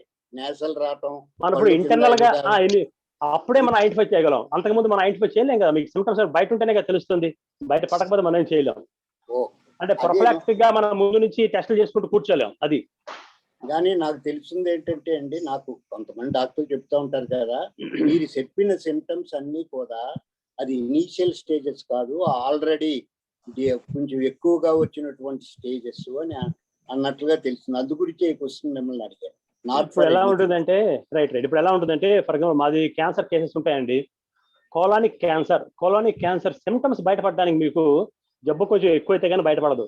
యూజువల్ గా వాళ్ళకి ఎలా ఉంటాయి, కోలానిక్ క్యాన్సర్ ఉన్న వాళ్ళకి మోషన్కి పోయినప్పుడు రక్తం పడడము, మోషన్ పోయినప్పుడు లేకపోతే డిఫికల్టీ ఉండడము, కొన్ని రోజులు కాన్స్టిపేషన్, కొద్ది రోజులు లూజ్ మోషన్స్ ఉంటాయి. ఈ సిమ్టమ్స్ ఎస్టాబ్లిష్ అవ్వడానికి డిసీజ్ కొంచెం పెరిగితే కానీ సిమ్టమ్స్ రావు. సో సిమ్టమ్స్ ఎర్లీగా తెలియాలంటే ఎలా తెలుస్తుంది? వాళ్ళు ఊరికే రెగ్యులర్ గా టెస్టులు చేయించుకుంటూ కూర్చోవాలన్నమాట. స్కానింగ్, కొలనోస్కోపీ ఇలాగా. అలాగే ఇప్పుడు మా ఫంగల్ ఇన్ఫెక్షన్ కి మనం 10 సార్లు టెస్టులు చేసుకుని చేయకూడదు, మరి తప్పదు, కంప్లైంట్స్ ఉంటేనే చేసుకోవాలి. అందువల్ల మనకి ఎర్లీగా అంటే ఇంతకంచి నుంచి ఎర్లీగా మనం ఐడెంటిఫై చేయలేము దాన్ని. అది. అండ్ ఇప్పుడు మీరు ఇంకో DRDO డెవలప్ చేసిన మెడిసిన్ గురించి అడుగుతున్నారు. సో అది అది ఆల్రెడీ మన క్యాన్సర్ డ్రగ్స్, క్యాన్సర్ డిసీజ్ లో చాలా వరకు వాడామండి. మెయిన్ థింగ్ ఏంటంటే అది సెల్ కి ప్రొటెక్షన్ కి వాడుతుంది. మనం రేడియేషన్ ట్రీట్మెంట్ చేసినా సరే, అదర్వైజ్ కీమోథెరపీ చేసినా సరే, నార్మల్ సెల్స్ డ్యామేజ్ అవ్వకుండా ఉండడం కోసం వాడుతూ ఉంటాం. అది at the same time in the same way mechanism అంటే సెల్ ప్రొటెక్షన్ కి ఉపయోగపడుతుంది కాబట్టి దాన్ని ఇక్కడ మనం యూజ్ చేస్తాం. లంగ్ సెల్స్ డ్యామేజ్ అవ్వకుండా ఉండడం కోసం ఉపయోగపడుతుంది, అందుకే దాన్ని వాడుతున్నాం. ఏదైనా సరే ఇప్పుడు ఒకసారి డెవలప్ చేసిన మెడిసిన్ ఫర్దర్ గా DRDO డెవలప్ చేసింది, చాలా డెవలప్ చేసిందండి. లాస్ట్ పాండమిక్ లో కూడా ఫస్ట్ వేవ్ కూడా DRDO చాలా డెవలప్ చేసింది. అది ఇన్వెంట్ చేస్తాము, ఇది ఇన్వెంట్ చేస్తాం అన్నారు. కానీ ప్రాపర్ గా యూసేజ్లకు వచ్చారు ఎన్ని ఉన్నాయండి అందులో? ఇదే మీరు DRDO డెవలప్ చేస్తున్న ఇదే 2D చెప్పింది నిజంగా అది ఎస్టాబ్లిష్ అయిపోయి అంతకుముందు ఈ పాటికి మేము చాలా మంది రెగ్యులర్ గా వాడేవాళ్ళం. ఎక్కడ అవైలబిలిటీ లేదు దాన్ని. ఇప్పుడు మళ్ళీ కొత్తగా దాన్ని మ్యానుఫ్యాక్చర్ చేయాల్సిన పరిస్థితి ఎందుకు వచ్చింది? అవునా కదా? ఇది సేమ్ ఇప్పుడు కూడా ఇదేదో కొంత బెనిఫిట్ ఉంది కాబట్టి మళ్ళీ వస్తుంది. బట్ లాంగ్ టర్మ్ యూసేజ్ కదా అన్నాళ్ళు యూస్ఫుల్ ఉంటుందో తెలియదు అండి. అంటే ఇప్పుడు మీరు చెప్తున్న మీరు యూజ్ చేస్తుంది ఇది సేమేనా? దీంట్లో ఏమన్నా సేమ్ అండి, సేమ్. ఈవెన్ DRDO కూడా అదే చెప్పింది. మేము ఇప్పుడు అసలు దాన్ని వాడట్లేదు. DRDO ఇప్పుడు మళ్ళీ చెప్పింది అది క్యాన్సర్ కి ఆల్రెడీ నుంచో లేకపోతే 2008 నుంచో మేము దాన్ని వాడినాము అన్నారు. సో సేమ్ డ్రగ్ మళ్ళీ మ్యానుఫ్యాక్చర్ చేస్తున్నారు దాన్ని ఇప్పుడు. అంతే, నాట్ ఏం మార్పు లేదు, ఏం లేదు. మళ్ళీ అంటే కోవిడ్ మీద రీసెర్చ్ చేశారు ఇప్పుడు ప్రెసెంట్. ఇప్పుడు కరోనా పేషెంట్ మీద రీసెర్చ్ చేశారు, మళ్ళీ రిలీజ్ చేస్తున్నారు అంతే. Next another thing about ayurvedic kudineer అన్నారు కదా, నిన్ననే చూశానండి. అది సేమ్ కాంబినేషన్. నిన్న కృష్ణపట్నం ఆనందయ్య గారు ఏదైతే ఇస్తున్నారో అదే ఉన్నాయి ఇందులోనే అన్నారు. బట్ అది చాలా మంది వాడుతున్నారు కుడినీరు మీరు చెప్పినట్టు. బట్ నాకు తెలియదు అండి దాని గురించి. యాక్చువల్ గా కుడినీరుకి ఆయుష్ అప్రూవ్ చేసి వాళ్ళు డైరెక్షన్స్ కూడా ఇచ్చారు for all the. It is an approved drug, వేరే Anand is not approved. Correct అండి, బట్ అది మనం సజెస్ట్ చేయలేం కదా దాన్ని. అది అంతే. ఓకే అండి, thank you. Thank you sir. Next question Vallinath Toleti garu, మీ క్వశ్చన్ అడగండి sir. Good evening doctor garu. Good evening అండి. ఇది ఆల్రెడీ కొంత అడిగిన క్వశ్చన్స్ నుంచి కొద్దిగా డైవర్షన్. ఇప్పుడు ఈ బ్లాక్ ఫంగస్ తో పాటు వైట్ ఫంగస్ కన్నా కూడా విన్నాను. అది వైట్ ఫంగస్ ఏమైనా ఉందా మార్కెట్ లో లేదా అని. తర్వాత ఈ బ్లాక్ ఫంగస్ కి రాకుండా ప్రికాషన్స్ తీసుకోవాలి అంటే ఇందాక మాస్క్ గురించి చెప్పారు, ఇంకా వేరే ఏమైనా ప్రికాషన్స్ ఉన్నాయా? తర్వాత ఈ రెగ్యులర్ మౌత్ వాష్, డయాబెటిక్స్ చెప్పండి. డయాబెటిక్ బీపీ పేషెంట్స్ ఎక్కువగా వచ్చే అవకాశం ఉంది. డయాబెటిక్స్ కి రిస్క్ ఉంటుందండి. హైపర్ టెన్షన్ బీపీ వాళ్ళ కంటే కూడా డయాబెటిక్ పేషెంట్స్ కి విత్ కరోనా ఇన్ఫెక్షన్ ఇమ్యూనిటీ లో ఉంటుంది కాబట్టి వాళ్ళకి high risk of getting this black fungus infection. So వీళ్ళు ప్రివెన్షన్ ఏంటంటే mouth wash, regular mouth wash చేసుకుంటుండాలి అండ్ ఇమ్యూనిటీ బూస్టర్స్ వాడుతూ ఉండాలి. చేసుకుంటే వాళ్ళు కొంచెం ప్రొటెక్టివ్ గా ఉంటారు వాళ్ళు. దీంట్లో కెన్ ఐ ఇంటర్ఫియర్ అండి డాక్టర్ గారు? వాటర్ తో చేసుకోవాలండి. రెగ్యులర్ మౌత్ వాష్ వాటర్ తో చేసుకుంటే సరిపోతుందండి. ఇది మౌత్ వాష్ సాల్ట్ వాటర్ అండి, సాల్ట్ వాటర్ తో గార్గిల్ చేసుకుంటే వామ్ వాటర్ తో సరిపోతుంది. సార్ ఉమామల్లేశ్వర గారు ఏదో చెప్పాలన్నారు సార్. నేను I want to interfere in this case. ఏంటంటే అండి మీరు డయాబెటిక్ పేషెంట్స్ అన్నారు. I am a diabetic since last 32 years. But right from the beginning, I'm maintaining the levels. నేను వాడుతున్న మెడిసిన్స్ వల్ల అంటే ఇంకా ఇది తీసుకోకుండా ఓన్లీ మెడిసిన్స్ ద్వారా I'm maintaining the levels. Now what I heard ఈ డయాబెటిక్ పేషెంట్స్ అంటే అక్కడ ఎవరైతే డయాబెటీస్ ని చేయలేరు, అన్కంట్రోల్డ్ డయాబెటీస్, ఆ మాట ఇక్కడ రిస్క్ ఏమైందంటే అండి కరోనా స్టెరాయిడ్స్ వాడుతున్నారు కదా, ఈ స్టెరాయిడ్స్ వాడుతున్నప్పుడు షుగర్ లెవెల్స్ బాగా షూటప్ అవుతాయి, పెరుగుతాయి. కాబట్టి అక్కడ రిస్క్ ఎక్కువైంది. అది అందుకే కరోనాలో డయాబెటీస్ కూడా ఉంటే మాత్రం ఎక్కువ అవుతుందని చెప్తాం. అది okay. So thank you sir. Next question we have so many questions online. So Chella Lakshman garu మీ క్వశ్చన్ అడగండి.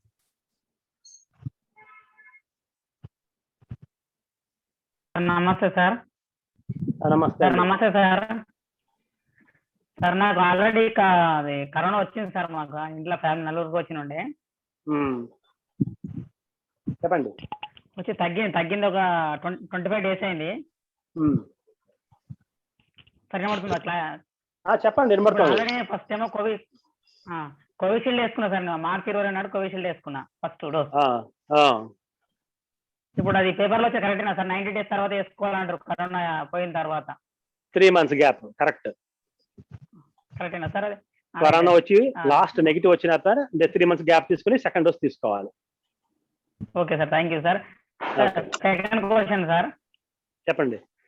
ఈ మధ్యన మీడియా మొత్తం కూడా ప్రజలను భయభ్రాంతులకు గురి చేస్తుంది. ఇంకా థర్డ్ వేవ్ వచ్చింది, ఫోర్త్ వేవ్ వచ్చింది, చిన్నపిల్లలు మొత్తం అటాక్ చేస్తుంది అని చెప్పి మీడియా నిజమైన అసలు నమ్మొచ్చా దాన్ని?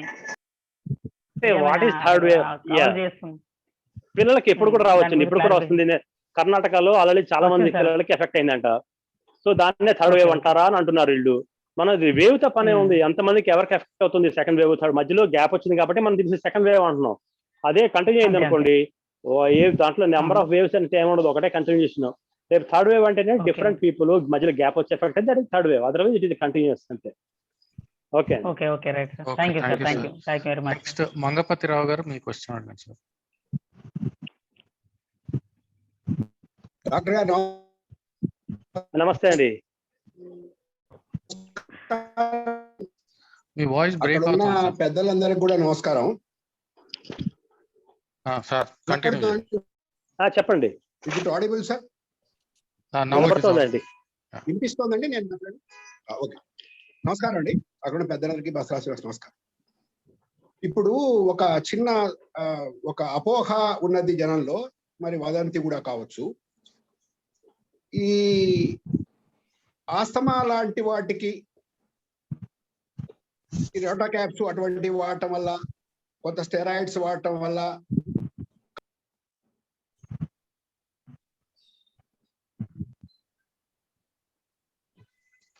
హలో, మీ వాయిస్ పోయింది సార్. మీరు ఒకసారి వీడియో ఆఫ్ చేసి మాట్లాడండి. మేబీ మీ నెట్వర్క్ బ్యాండ్ విడ్త్ తక్కువ ఉన్నట్టుంది. మంగపతి గారు ఒకటేంటంటే, వినపడుతుందండి? ఇప్పుడు వినపడుతుందండి. డాక్టర్ గారికి వినపడుతుందా? ముందు వినపడుతుందండి. తర్వాత ఈ స్టెరాయిడ్స్ ఎక్కువగా ఈ ఆస్తమాలకి మిగతా వాటికి వాడటం వల్ల అవి ఉత్తరోత్తర సైడ్ ఎఫెక్ట్ గా తర్వాత కాలంలో కొంత క్యాన్సర్స్ కి వాటికి దారి తీసే అవకాశం కూడా ఉందని కొన్ని స్టడీస్ చెప్పాయని చెప్తారు పెద్దలు. ఇప్పుడు మళ్ళీ మనం కరోనాకి స్టెరాయిడ్స్ మాత్రమే మందు, స్టెరాయిడ్స్ వాడాల్సిన అవసరం ఉంది అనుకున్నప్పుడు, ఎందుకంటే బీయింగ్ అన్ ఆంకాలజిస్ట్ మీకు సంబంధించిన ప్రశ్న కాబట్టి ఈ భయ సందేహాలు మరి తొలగిస్తారనే ఉద్దేశంతో అడుగుతున్నా. దీని తర్వాత ఎందుకంటే కేవలం ఇవాళ ఈ రోగానికి మనం మందు వాడి, ఈ వ్యాధి కోసం మందు వాడితే దీన్ని తప్పించుకోవడానికి చేస్తే తర్వాత రోజుల్లో మరి ఈ క్యాన్సర్ లాంటి పెద్ద రకమైనటువంటి విపత్తులు ఏమన్నా రాబోతున్నాయా? ఎందుకు మాట్లాడుతుంటే అందరి పేషెంట్స్ కండిషన్స్ ఒక రకంగా ఉండవు. Number 1 point. ఇప్పుడు ల్యాన్సెట్ లాంటి మ్యాగజైన్స్ లో చాలా డిస్కషన్స్ దీని మీద ఉన్నప్పటికీ కూడా, ఇంటర్నేషనల్ మెడికల్ మ్యాగజైన్స్ లో ఉన్నప్పటికీ కూడా దీన్ని సరిగ్గా ఎవరు అడ్రస్ చేయటం లేదు. అది కొంచెం మీరు, because this is your area కాబట్టి నేను మిమ్మల్ని అడుగుతున్నాను, ఈ క్యాన్సర్ అనే ముప్పు ఎంతవరకు ఉంటుంది ఈ రకమైనటువంటి మెడికేషన్ వల్ల అనేది. ఈ స్టెరాయిడ్ ఎక్కువ కాలం వాడినంత మాత్రాన క్యాన్సర్ వస్తుందని లేదండి. స్టెరాయిడ్ ఎంత కాలం ఎక్కువ రోజులు వాడినంత మాత్రాన క్యాన్సర్ వస్తుందని లేదు. దట్టు ఈ కరోనా ఇన్ఫెక్షన్ కి స్టెరాయిడ్ లేకపోతే ఎక్కువ రోజులు వాడకూడదు. అది కూడా కరోనా ఇన్ఫెక్షన్ తగ్గిపోగానే ఆపేస్తారు కదా, వాళ్ళకి 5-6 days ఇచ్చి ఆపుతారు. ఈ 5-6 days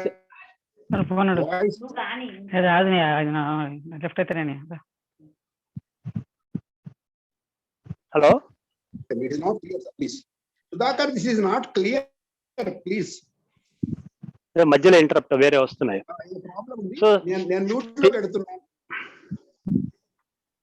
స్టెరాయిడ్ ఎంత కాలం వాడినా కూడా క్యాన్సర్ వస్తుందని ఎక్కడ లేదండి.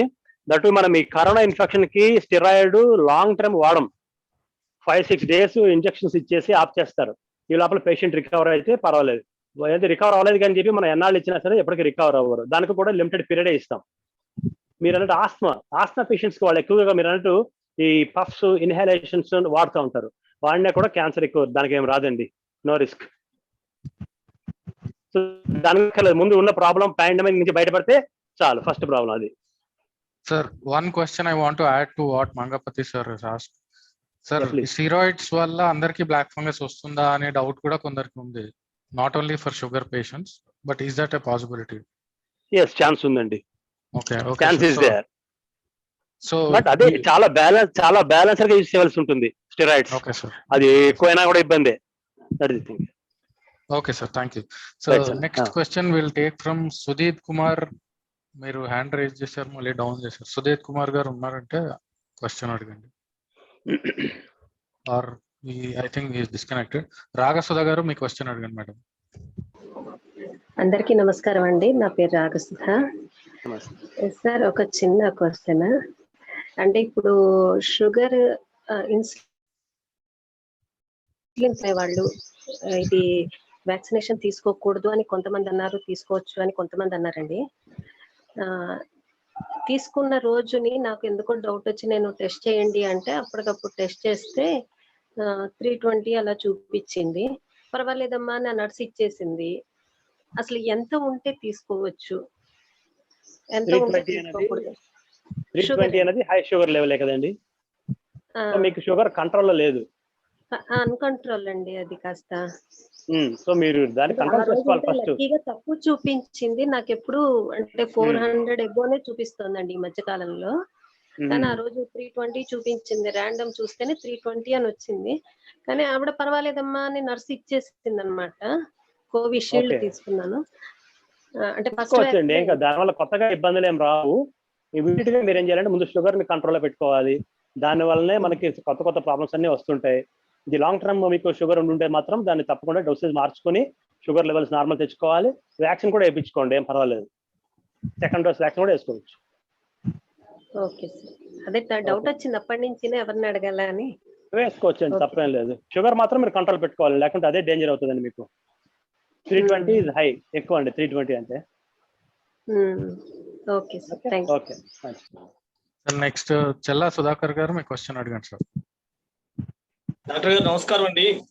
నమస్కారం డాక్టర్ గారు, ఇప్పుడు చిన్న పిల్లలు తీసుకోవాల్సిన జాగ్రత్తలు అంటే 12 ఏళ్లలో పిల్లలు ఏ రకమైన జాగ్రత్తలు మనం పెద్దవాళ్ళగా మనం ఇవ్వాల్సింది, రెండు ఇంకోటి ఎవరైనా కరోనా పేషెంట్లు ఇంట్లో ఉన్నా సరే వాళ్ళని మనం చూసుకోవాల్సిన జాగ్రత్తలు కొద్దిగా చెప్తారని చెప్పి.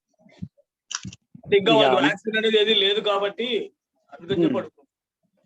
వ్యాక్సిన్ వేయించుకున్నా కూడా మనం అదే జాగ్రత్తలు తీసుకోవాలి.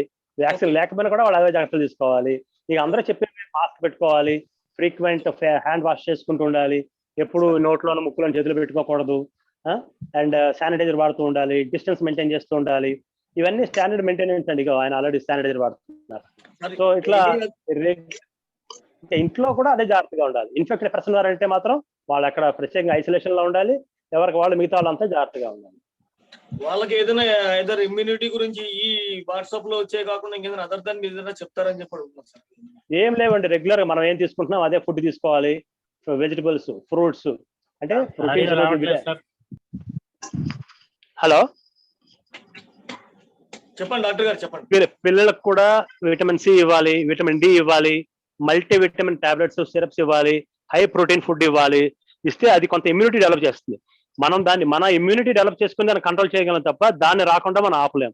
దాన్ని రాకుండా ఆపాలంటే మూడే: శానిటైజేషన్, మనం శానిటైజ్ చేసుకుంటున్నాం, హ్యాండ్ వాష్ చేసుకుంటున్నాం, బయటకు వెళ్తే మాస్క్ పెట్టుకుంటున్నాం, అండ్ సోషల్ డిస్టెన్సింగ్. అవి తప్ప మనకు వేరే మార్గం లేదండి అవాయిడ్ చేయడానికి. ఇంట్లో పిల్లలైనా అంతే, పెద్దవాళ్ళైనా అంతే. These are the common procedure for everybody.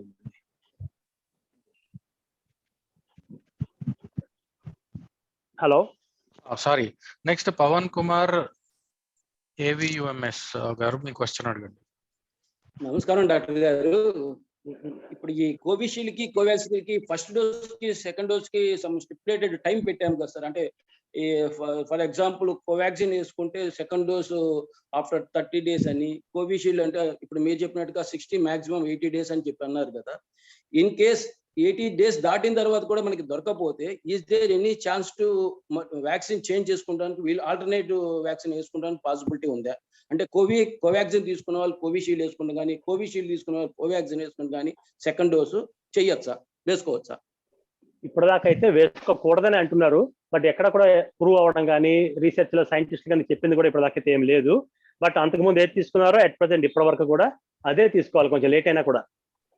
ఎందుకంటే రెండు డిఫరెంట్ మెకానిజం అండి, రెండు కూడా డిఫరెంట్ మెకానిజం తో తయారు చేశారు, డిఫరెంట్ మెకానిజం తో వర్క్ చేస్తాయి. కాబట్టి మనం రెండు ఒక తీసుకుంటే కరెక్ట్ కాదు. అంటే రీజన్ భయం అంటే మీరు అడిగింది ఎందుకంటే ఫస్ట్ టైం ఏది ఇంట్రడ్యూస్ చేసినప్పుడు, ఏది మీ వ్యాక్సిన్స్ ఇంట్రడ్యూస్ చేసినప్పుడు ఫస్ట్ వాళ్ళు ఇచ్చిన పీరియడ్ ఏమన్నా ఫస్ట్ దానికి సెకండ్ దానికి ఓన్లీ 30 days అని, కోవాక్సిన్ కి అయితే 28 days అని, కోవిషీల్డ్ కి అయితే 30 days అని ఇచ్చారు. వాళ్ళు due to shortage of this vaccine వీళ్ళు డేస్ ని ఎక్స్టెండ్ చేసుకుంటూ వెళ్ళటం వల్ల పేషెంట్స్ కి అది ఎవరైతే తీసుకున్నారో వాళ్ళకి యొక్క ఇమ్యూనిటీ పవర్ లో ఏమన్నా ఇస్ దేర్ ఎనీ డిఫరెన్స్ వస్తుందా అది మళ్ళీ అనేది. ఇప్పుడు మీరు అన్నట్టుగానే చెప్పండి, మీరు అన్నట్టుగానే ఇప్పుడు మేము తీసుకున్న first dose second dose, so మాకేంటంటే సెకండ్ డోస్ తీసుకున్నారు కంఫర్ట్ జోన్ లోకి వెళ్ళిపోతాం. మామూలుగా అయితే ఫస్ట్ ఏది మనకి ఇంట్రడ్యూస్ చేసినప్పుడు 60 to 30 days ఇచ్చారన్నారు. ఇప్పుడు 30 days కి సెకండ్ డోస్ పడేది, అందరూ హ్యాపీగా ఉండేది అండి.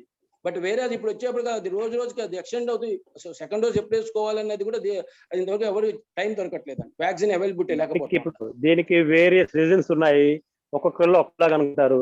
మనం జనరల్ కామన్ మ్యాన్ అనుకుంటాడంటే బికాజ్ వ్యాక్సిన్ అవైలబిలిటీ లేదు కాబట్టి డేట్ ఎక్స్టెండ్ చేశారు, 100 రోజులు చేశారు, 300 నెలలకు చేశారు అనుకుంటాం. ఇవాళ ఇంకొక చెప్పాను కదా ఇందాక సైంటిఫిక్ రీసెర్చ్ పేపర్ లో ఒకటి ఇచ్చాడు ఏంటంటే ఈవెన్ ఆఫ్టర్ 100 days గ్యాప్ తీసుకుని సెకండ్ డోస్ తీసుకున్న వాళ్ళలో కూడా యాంటీబాడీస్, నెంబర్ ఆఫ్ యాంటీబాడీస్ ఎక్కువ ఉన్నాయని చెప్పి వీళ్ళు తెలిసింది. కాబట్టి కొంతవరకు సైంటిఫిక్ గా ప్రూవ్ అయింది. కాబట్టి అంటే 3 months గ్యాప్ తీసుకున్నా పర్వాలేదు. అంటే సెకండ్ అర్జెంట్ గా వెళ్ళిపోవాలి, రేపే తీసుకోవాలని కంగారు పడాల్సిన అవసరం లేదండి. ఏజ్డ్ పర్సన్స్ కూడా ఏం ప్రాబ్లం లేదండి. సపోజ్ 87, 84 years ఉన్నవాళ్ళు ఫస్ట్ డోస్ కి సెకండ్ డోస్ కి గ్యాప్, అప్పుడు ప్రాబ్లం ఏం లేదండి వాళ్ళకి? ఇప్పటిదాకైతే ప్రాబ్లం లేదని అంటున్నారు. బట్ ఏదైనా సరే జాగ్రత్తగా ఉండవాలి. వ్యాక్సిన్ అన్నది మనకు కొంతవరకు ప్రొటెక్షన్ తప్ప 100% ప్రొటెక్షన్ ఇవ్వదు. ప్రాబ్లం అన్నది ఉండొచ్చు. సో అది ఓన్లీ 50% వరకు మనకు ప్రొటెక్షన్ ప్రొవైడ్ చేస్తుంది తప్ప 100% చేయదు. Thank you doctor. Thank you. Okay, thank you. Next Renuka గారు మీ క్వశ్చన్ అడగండి మేడం. హలో అండి, నమస్కారం అండి. నమస్తే అండి. ఇమ్యూనో కాంప్రమైజ్ ఉన్న పేషెంట్స్ కి మన వ్యాక్సిన్ ఏది బెటర్ అండి? కోవిడ్ షీల్డా లేకపోతే కోవాక్సిన్ లేదా కొత్తగా వస్తున్న స్పుత్నిక్ అన్నదా? So as per the reports ఇప్పుడు ఇమ్యూనో కాంప్రమైజర్ అంటే మా పేషెంట్స్ ఇమ్యూనో కాంప్రమైజర్ ఉంటారు. క్యాన్సర్ పేషెంట్స్, కీమోథెరపీ తీసుకున్న వాళ్ళైతే మాత్రం ఇమ్యూనో కాంప్రమైజర్ ఉంటారు. ఈ వ్యాక్సిన్ లో 3-4 రకాలు ఉంటాయండి. ఒకటి లైవ్ అటెన్యూయేట్ వ్యాక్సిన్ అంటారు, అవి తీసుకోకూడదు. అవి లేవు కూడాను. మనకి ఇప్పుడు అందుబాటులో ఏంటంటే వెక్టర్ వ్యాక్సిన్స్ అంటాము, లేకుంటే డెడ్ వైరస్ నుంచి తయారు చేసినవి ఉంటాయి. ఈ డెడ్ వైరస్ నుంచి వచ్చినా కూడా మనలో బాడీలో ఇమ్యూనిటీ డెవలప్ చేస్తే తప్ప కొత్తగా ఇన్ఫెక్షన్ క్రియేట్ చేయదు. ఇప్పుడు కోవాక్సిన్ అనేది డెడ్ వైరస్ నుంచి తయారు చేశారు, కోవిషీల్డ్ అనేది వెక్టర్ నుంచి తయారు చేశారు, స్పుట్నిక్ అనేది వెక్టర్ నుంచి తయారు చేశారు. కొంతవరకు బెటర్ అయితే మాత్రం కోవిషీల్డ్ కానీ స్పుట్నిక్ కానీ. బాగా ఇమ్యూనిటీ డౌన్ ఉన్నప్పుడు మాత్రం ఈ 2 better. But to some extent Covaxin తో కొంచెం రిస్క్ ఎక్కువ ఉంటుంది. బట్ అది కూడా చాలా వెరీ లెస్, 10% తీసుకోవాలి. ఇప్పుడు ఈ రెండిట్లో అండి కోవిషీల్డ్ అండ్ స్పుత్నిక్ లో అంటే 2 అవైలబుల్ ఉంటే గనక ఏది బెటర్ అండి? కోవిషీల్డ్. ఓకే, అంటే ఆల్రెడీ మనం చూసాం కదా 3 months నుంచి చూస్తున్నాం కోవిషీల్డ్ తీసుకున్న వాళ్ళని. అవునండి, నోన్ కాబట్టి అది our public experience, our own experience. అదేలేండి. కాకపోతే ఇమ్యూనిటీ లేని వాళ్ళు తీసుకొని ఉండరు, ఇమ్యూనిటీ తక్కువ వాళ్ళు తీసుకొని ఉండరు ఇప్పటికి. లేదు, మా పేషెంట్స్ తీసుకున్నారు, చాలా మంది కోవిషీల్డ్ తీసుకున్నారు. ఓకే, ప్రయారిటీ మా వాళ్ళు చాలా మంది తీసుకున్నారండి. అంటే నా సైడ్ ఎఫెక్ట్స్ సివియారిటీ ఉందండి? సైడ్ ఎఫెక్ట్స్ నేను కోవిషీల్డ్ తీసుకున్నాను. జనాలు పబ్లిక్ మాత్రం నాకు కోవాక్సిన్ కావాలని చెప్పి తిరుగుతున్నారు. కోవిషీల్డ్ తీసుకుంటే ఏదో అయిపోతుంది అంటున్నారు. కానీ ఎంతమందికి అయిందండి? చాలా తక్కువ. ఎక్కడో అవుట్ ఆఫ్ 1 lakh 1% ఏదో జరిగి ఉండొచ్చు, వాళ్ళకి ఏదో రిస్క్ ఉండొచ్చు. కాబట్టి మనం అందరికీ దాన్ని అట్రిబ్యూట్ చేయలేం. అది కాదండి, అది నేను కూడా తీసుకున్నాను కోవిషీల్డ్. సో నేను 2 doses అయిపోయిన పర్లేదండి. అనేది ఇమ్యూనో కాంప్రమైజ్ ఉన్న వాళ్ళకి ఏమైనా అంటే సైడ్ ఎఫెక్ట్స్ ఎక్కువ ఉన్నాయా అని అడిగానండి. ఏం లేవండి, ఏం లేవు, nothing. Okay, thank you sir. Next Sudhakar Sharma గారు మీరు మాట్లాడండి సార్.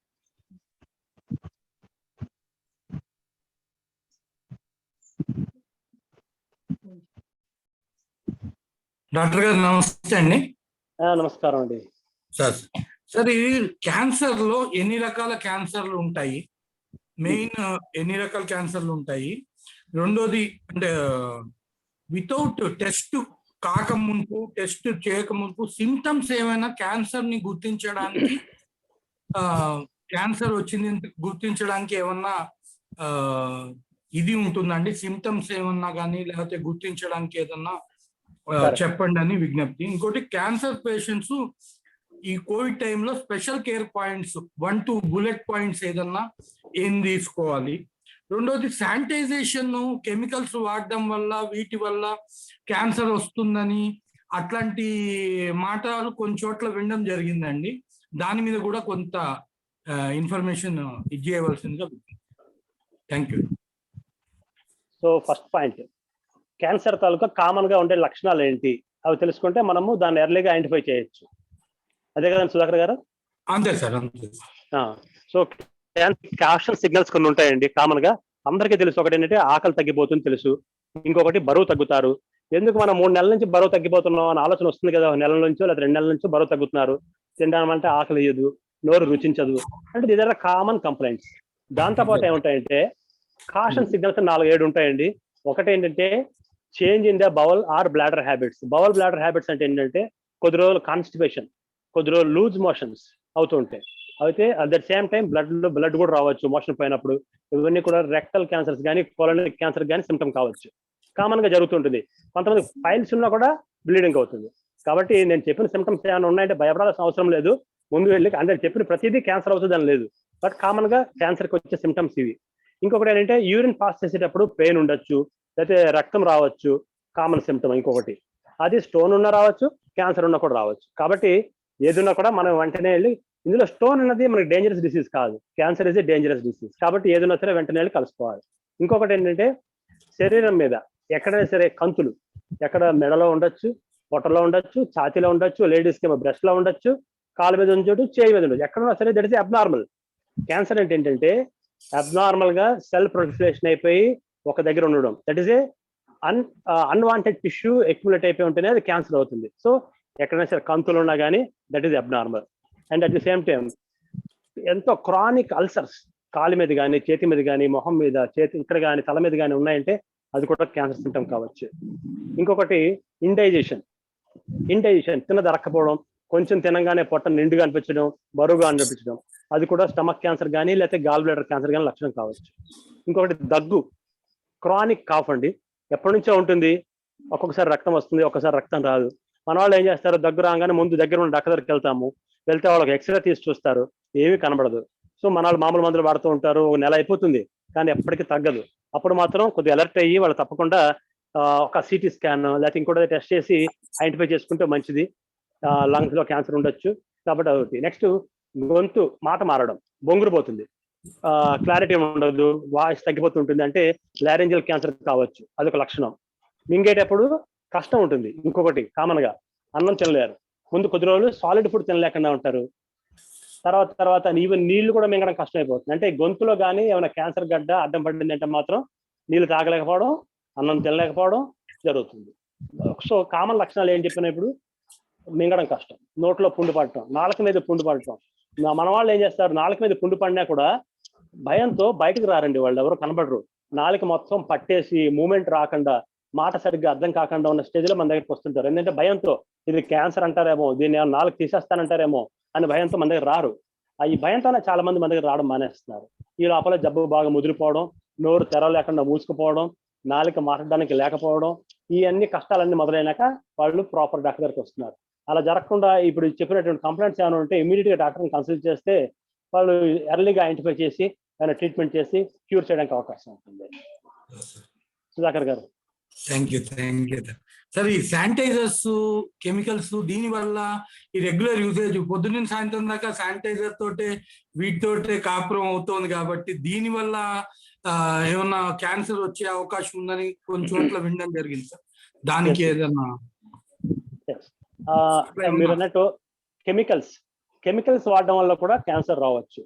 అంటే ఎక్కువగా ఈ మేకప్ వేసుకునే వాళ్ళు, ఫేషియల్ పౌడర్స్, అలాగే కెమికల్ ఇండస్ట్రీలో వర్క్ చేసేవాళ్ళు, లెడ్, యాస్బెస్టాస్, సిలికాన్ ఇటువంటికి ఎక్స్పోజ్ అయ్యే వాళ్ళకి క్యాన్సర్స్ వచ్చే అవకాశం ఉంటుంది, స్కిన్ క్యాన్సర్ రావచ్చు. ఈ శానిటైజర్ ఇప్పుడు మనం ఎక్కువ వాడుతున్నాం చూసారు, శానిటైజర్ ఓన్లీ హ్యాండ్స్కే కదా వాడుతున్నాం. సో ఈ స్కిన్ డ్రై అయిపోవడం తప్ప క్యాన్సర్ వచ్చే అవకాశం పెద్దగా లేదండి. మనం ఎప్పుడు అందులో పెట్టి ఉంచాము ఎక్కువగా. అందుకే శానిటైజర్ కంటే కూడా ఇంట్లో ఉన్నప్పుడు మనం సబ్బుతో హ్యాండ్ వాష్ చేసుకుంటే బెటర్. బయటకు వెళ్ళినప్పుడు శానిటైజర్ వాడుకోవాలి. ఇంట్లో ఉన్నప్పుడు సబ్బుతో వాష్ చేసుకోవాలి. అది సార్ నెక్స్ట్ పవన్ కుమార్ గారు లాస్ట్ క్వశ్చన్ తీసుకుందాం. మీకు ఏమైనా క్వశ్చన్ ఉందా సార్? చెప్పండి. సారీ సార్, యాక్చువల్లీ సార్ ఇప్పుడు ఫస్ట్ డోస్ వేసుకున్న తర్వాత 10 రోజులకి ఏదైనా ఐదర్ కోవాక్స్ కానీ ఆర్ కోవిషీల్డ్ కానీ ఏదైనా వేసుకున్న ఫస్ట్ డోస్ వేసుకున్న 10 days కి పాజిటివ్ వస్తే సెకండ్ డోస్ మామూలుగా మీరు 30 days కి ఆఫ్టర్ 30 days ఓన్లీ మళ్ళీ సెకండ్ డోస్ తీసుకోవాలని చెప్పి అంటున్నాం. ఇన్ కేస్ ఆ 30 days తర్వాత మళ్ళీ ఏమైనా ఫస్ట్ డోస్ వేరే తీసుకొని అక్కడి నుంచి మళ్ళీ మామూలుగా దీని ప్రకారం మళ్ళీ సెకండ్ డోస్ తీసుకోవచ్చా? అవసరం లేదండి. మీరు ఫస్ట్ డోస్ ఏది తీసుకున్నారో అదే తీసుకోవచ్చు. ఏది తీసుకున్నా ఒకటే మీకు. బట్ ఆల్టర్నేటివ్ కొత్త దానికి పోవద్దు, కొత్త దానికి వెళ్ళకండి. ఫస్ట్ ఏది తీసుకున్నారో సెకండ్ కూడా తీసుకోవాలి. ఫస్ట్ డోస్ తీసుకున్న పాజిటివ్ వచ్చింది కాబట్టి మళ్ళీ సెకండ్ డోస్ అదే తీసుకోకుండా మళ్ళీ వేరే తీసుకోవచ్చా అని అడుగుతుంది. లేదు, మీకు ఫస్ట్ డోస్ ఎఫెక్ట్ రాకముందే మీకు ఇన్ఫెక్షన్ వచ్చింది కదా. అంటే ఎంత గ్యాప్ ఉండాలండి ఫస్ట్ డోస్ చేసుకున్న తర్వాత మామూలుగా? అంటే ఎంత టైంకి మనకి తెలుస్తుంది అసలు ఇది ఉంటా అంటే ఇప్పుడు 14 days పెద్ద బెనిఫిట్ ఉండదండి. ఫస్ట్ డోస్ కి పెద్ద బెనిఫిట్ ఉండదు. సెకండ్ డోస్ తీసుకున్న తర్వాత 14 days కి రిక్వైర్డ్ యాంటీబాడీస్ డెవలప్ అవుతాయి. కాబట్టి ఫస్ట్ డోస్ వేసుకున్నంత మాత్రాన మనకి ప్రొటెక్షన్ రాదు ఇంకా. Thank you. Sorry, thank you doctor. మంచిదండి sir. I think we have exceeded the timeline and Sudhakar Sharma garu, Chairman sir, over to you sir. Last one question. Hello hello Sudhakar Sharma గారు ఏమైనా చెప్తారా? Sir కొన్ని just sir. Naganath గారు కనపడలేదు sir. Naganath గారు కనపడలేదు sir. సరే, ఇక్కడ ఇవాళ మీటింగ్ లో కొంతమంది అక్నాలెడ్జ్ చేస్తున్నాం సార్ వారి ప్రెజెన్స్ ని.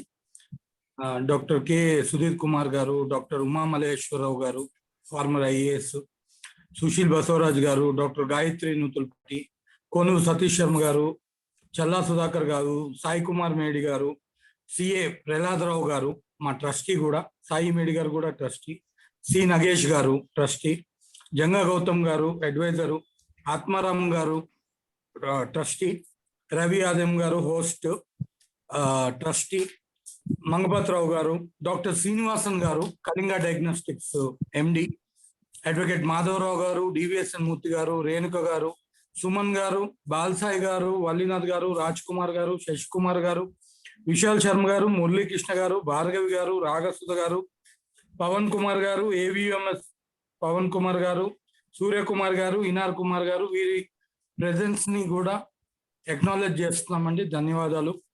అలాగే రక్తదాన్ సేవ రామేశ్వర్ గారు ఉన్నారండి? ఉన్నానండి. నమస్తే. నమస్తే రామేశ్వర్ గారు. నేను కొంత ఇన్ఫర్మేషన్ ఇచ్చేసిన తర్వాత మీరు ఒక 5 నిమిషాలు మాట్లాడాలండి. కొద్దిగా బ్లడ్ షార్టేజ్ గురించి గవర్నమెంట్ నుంచి వచ్చిన రిక్వెస్ట్ కూడా అందరితో కొద్దిగా పంచుకోవాలని విజ్ఞప్తి. నేను 2 నిమిషాలు చెప్తాను, దాని తర్వాత మీరు ఇది చేయవలసిందిగా తప్పకుండా అండి. Covid emergency help line recent గా స్టార్ట్ చేయడం జరిగింది, డెడికేటెడ్ సర్వీస్ గా. దీంట్లో BSSF, Raktadan Seva, Sakshamu, Dhanush foundation, no food waste, Janahita foundation, being women foundation, Abhaya foundation, project Subhiksha, BNI Bharat news information agency, BBN society వీరి యొక్క సహాయ సహకారాలతో, సలహా సూచనలతో, సపోర్ట్ తో BBN covid emergency help line చేయడం జరిగింది. దీంట్లో నిర్వహిస్తున్నటువంటి సేవలు ambulance service, online covid treatment, international pulmonologist and virologist Telugu speaking వాళ్ళతో, డాక్టర్ CL వెంకట్రావు గారి initiative, hospital beds, isolation beds, medicines, oxygen cylinders, concentrators, teleconsultation help line, vaccination assistance, food for Covid patients, post Covid consultation with non Covid plasma donors plasma ఇప్పుడు మొన్నటిదాకా చాలా ఇదిగా చేసాము, aggressive గా. ఇప్పుడు ఎక్కువగా నాన్ కోవిడ్ తలసేమియా పేషెంట్స్ వీటికి సంబంధించి చేస్తూ ఫేస్ మాస్క్ శానిటైజర్స్ చేయడం జరిగింది. రెండోది రక్తదాన సేవ నుంచి రామేశ్వర్ గారిని బ్లడ్ డొనేషన్ క్యాంప్స్ వగేరా బిఎస్ఎస్ఎఫ్ రక్తదాన సేవ కలిసి చాలా పెద్ద ఎత్తున చేయడం జరుగుతోంది. దానికి సంబంధించిన అవేర్నెస్ క్యాంప్స్ వగేరా చేస్తున్నాయి. ఇప్పుడు చాలా అక్యూట్ రిక్వైర్మెంట్, కొన్ని ప్లేసెస్ లో షార్టేజ్ కూడా వచ్చి జీరో రిజర్వ్ వచ్చి గవర్నమెంట్ లో సర్టెన్ డిపార్ట్మెంట్స్ నుంచి రిక్వెస్ట్ చేయడం కూడా జరిగింది. గవర్నమెంట్ హాస్పిటల్స్ కి దానికి కావాల్సిన బ్లడ్ యూనిట్స్ గురించి. దీని మీద రక్తదాన సేవ నుంచి రామేశ్వర్ జీని మాట్లాడవలసిందిగా విజ్ఞప్తి. అందరికీ నమస్కారం అండి. నా పేరు రామేశ్వర్, రక్తదాన సేవ ట్రస్ట్ తెలంగాణకు సంబంధించి కోఆర్డినేటర్ అండి. అయితే మనకి బిఎస్ఎస్ఎఫ్ వాళ్ళు చాలా మనకి సపోర్ట్ చేస్తున్నారు రక్తదానం గురించి కానీ మిగతా యాక్టివిటీస్ గురించి. అయితే మనకి ఈ కోవిడ్ టైం స్టార్ట్ కాగానే మనకి Telangana health and commissioner welfare commissioner నుంచి మనకి ఒక రిక్వైర్మెంట్ వచ్చింది. అన్ని ఏరియాల్లో మనకి బ్లడ్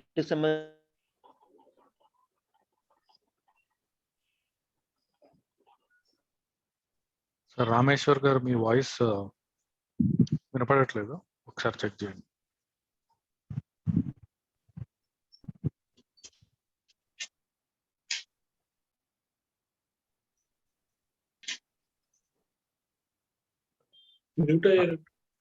మ్యూట్ లో లేదు సార్, అది నెట్వర్క్ ప్రాబ్లం ఏమో. సుధాకర్ శర్మ గారు, maybe you have to take over.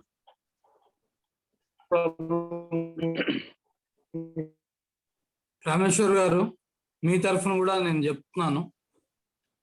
Bhadrachalam, Nagar Kurnool, Nizamabad, మధువాడ, Warangal, Mulugu ఈ ఏరియాలో మనకి అసలు బ్లడ్ లేదని మనకి రిక్వెస్ట్ చేశారు కమిషనర్ ఆఫీస్ నుంచి.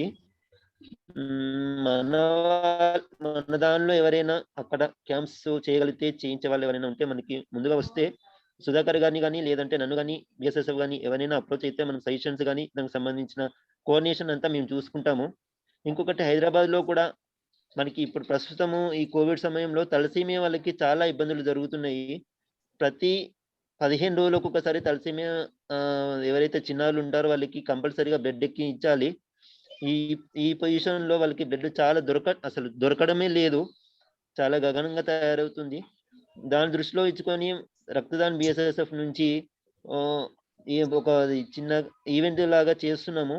ఎక్కడే ఒక 10 మంది చొప్పున ఎవరైనా కమ్యూనిటీ కానీ అపార్ట్మెంట్ సెంటర్లో ఎవరైనా 10 మంది ఇచ్చినా 20 మంది ఇచ్చినా 5గురు ఇచ్చినా వాళ్ళ దగ్గరికి మొబైల్ వెహికల్ పంపించి అక్కడ నుంచి తీసుకోవడం జరుగుతుంది.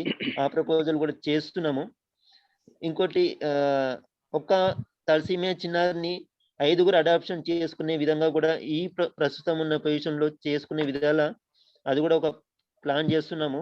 దానికి మీరందరూ సహకరించాలని, మీ దగ్గర ఇంకెవరైనా డోనర్స్ ఉన్నా కూడా మోటివేషన్ చేయించి బ్లడ్ ఇప్పించేలా డొనేషన్ చేయాలని మా అందరి తరఫున అభ్యర్థిస్తున్నాము.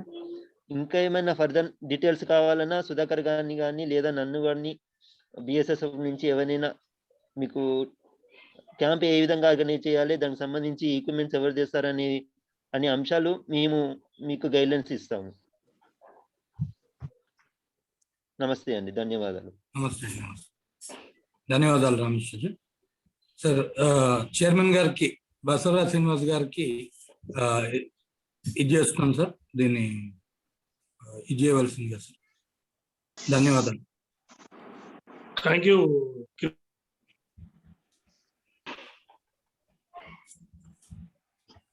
వాళ్ళు అడిగిన క్వశ్చన్ సార్ మీ వాయిస్ బ్రేక్ అవుతుంది. ప్రోగ్రామ్ కి అటెండ్ అయిన వ్యూయర్స్ అందరికి కూడా ధన్యవాదాలు తెలియజేస్తున్నాం. Thank you. Thank you sir. So thanks everyone for the participation. Have a wonderful evening. Thank you, Dr. Kiran Kumar garu. Thanks everyone. Thank you very much. Yeah. Thank you to Thanks, all. Thank you. Doctor గారు thank you. అందరికీ thanks అండి, పేరున thanks.